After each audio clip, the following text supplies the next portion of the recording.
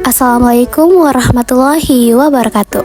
Halo semuanya, hari ini saya akan membahas model jaringan komputer, OSI model, dan TCP/IP. Oh ya, sebelumnya perkenalkan, nama saya Mardini Nurisma Laba, siswa kelas 11 SMA Negeri 10 Makassar. Setelah mempelajari materi ini, kalian diharapkan mampu menjelaskan pengertian model jaringan komputer, memahami lapisan OSI model, mengetahui cara kerja TCP/IP, dan membedakan keduanya. Sebelum masuk materi, mari kita diskusi dulu. Siapa di sini yang pernah menggunakan WiFi di rumah atau sekolah? Pasti semuanya pernah ya. Pikirkan bagaimana perangkat berbeda bisa saling terhubung dan bertukar data. Jadi sebenarnya apa itu model jaringan komputer? Model jaringan komputer adalah kerangka kerja yang mengatur komunikasi data antar komputer secara terstruktur. Kalau dijelaskan sederhana, ini seperti aturan main supaya komputer bisa ngobrol tanpa bingung. Jadi apa saja sih komponen model jaringan komputer itu? Komponen utama jaringan komputer itu terdiri atas perangkat keras, perangkat lunak, rekayasa chip, protokol jaringan, dan media transmisi. Kalau salah satunya nggak ada, komunikasi jaringan tidak akan berjalan dengan lancar. Tujuan jaringan komputer adalah agar host dapat berkomunikasi melalui protokol tertentu.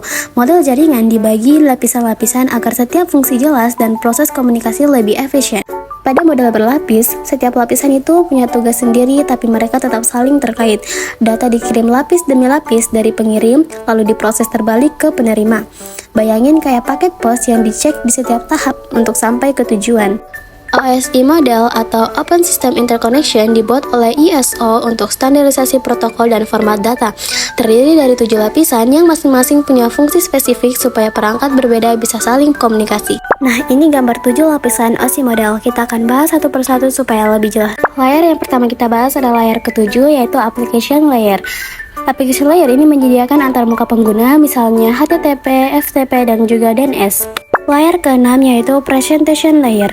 Presentation Layer untuk ekspresi dan juga kompresi data, contohnya TLS dan SSL. Layer kelima adalah Session Layer. Session Layer bekerja dengan mengatur koneksi antar komputer agar sesi komunikasi tetap aktif. Layer keempat adalah Transport Layer. Transport Layer ini bertugas untuk membaca data menjadi paket, dikirim rapi pakai TCP atau UDP. Layer ketiga adalah Network Layer.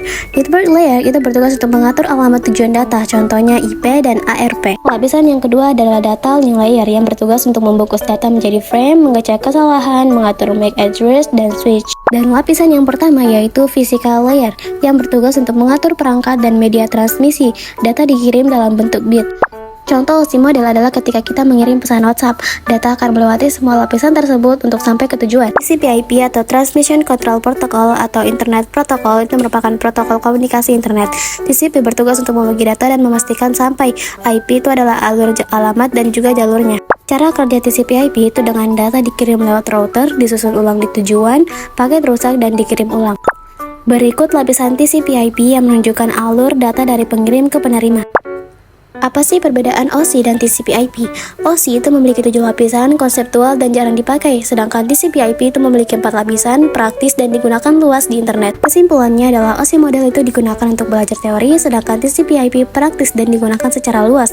Perbedaannya ada di lapisan, fungsi, pengembang, penggunaan, dan pendekatan. Demikian materi OSI model dan TCP/IP.